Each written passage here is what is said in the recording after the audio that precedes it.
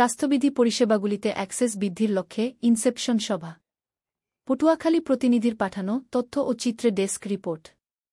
বাংলাদেশ জুড়ে স্কুলগুলিতে উন্নত নিরাপদ পানি, স্যানিটেশন এবং স্বাস্থ্যবিধি পরিষেবাগুলিতে অ্যাক্সেস বৃদ্ধির লক্ষ্যে ইনসেপশন সভা অনুষ্ঠিত হয়েছে।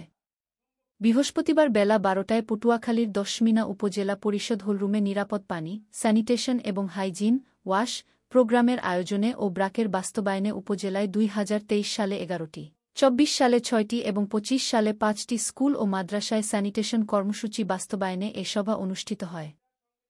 এবং অন্তর্ভুক্তিমূলক নিরাপদ পানি ও স্যানিটেশন সুবিধা সহ ছাত্রীদের পাইলট কাজ করে দিয়েছি যে ছাত্রীদের ওদের তো মোবাইল ফোন নিয়ে আসা সম্ভব। ইউএস এর সহযোগিতায় ফেব্রুয়ারি ২৫ হতে জানুয়ারি ২৫ পর্যন্ত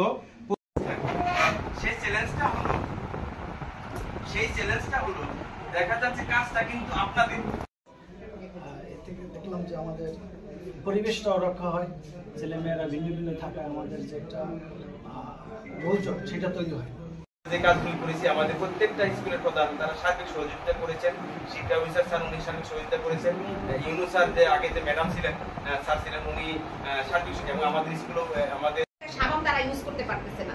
সেই ক্ষেত্রে হচ্ছে গিয়ে তারা একটা সাবান ১০ টাকার হোক তারা স্কুলে দিবে, এই মনমানসিকতা তো এখন পর্যন্ত মনে হয় তারা এটা নিয়ে আমরা কাজ করছি। এটা নিয়ে আমরা অ্যাকাউন্টিং সুপারভাইজার শিক্ষা মাধ্যমিক শিক্ষা অফিসে এবং স্যার এখানে উপস্থিত আছেন। আমাদের দেখা যাচ্ছে যে আমরা এই টেন্ডেন্সি থেকে একটু বের হয়ে আসতে হবে যে এই কাজটা তো এই বছর আমাদের ২০০টা স্কুলের কাজ আমরা করব। এটা আমরা পাইলট কাজ করে দিয়েছি যে ছাত্রীদের ওদের তো মোবাইল ফোন নিয়ে আসা সম্ভব।